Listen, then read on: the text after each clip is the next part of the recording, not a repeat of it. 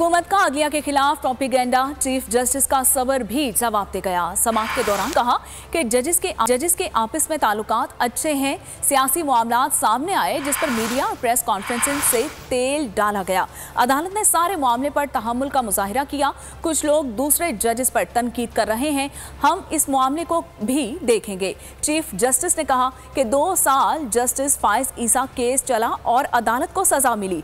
Justice फायज ईसा के लिए भी मुकदमा सजा ही था। जस्टिस मुजाहिर नकवी को शामिल करना खामोश पैगाम था। मेरा भी दिल है, मेरे भी जज्बात हैं। कानून पर बात करें, बतौर जज सुनूंगा। मेरे जजेस के बारे में बात करेंगे तो मेरा सामना करना पड़ेगा। जो कुछ किया पूरी ईमानदारी से अल्लाह को हाजिर नाजिर जानकर किया।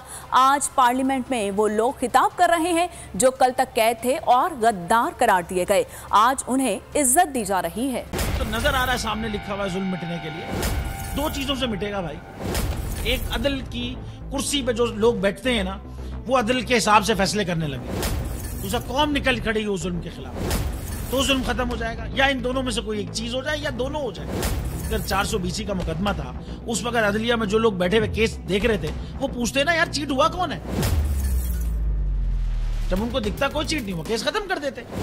तो जालिम जुल्म कर ही नहीं पाता। 9 जजेस ने नोट बिफोर किया मेरे केस को यार, 1.5 साल चला।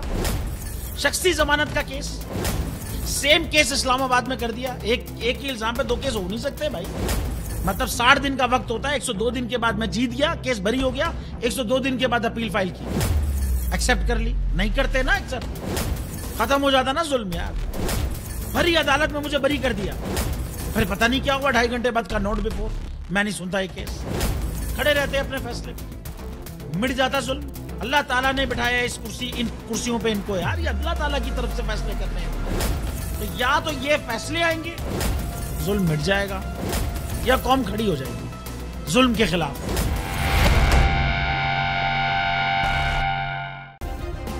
सब्सक्राइब करें और बेल दबाएं ताकि कोई खबर रह न जाए।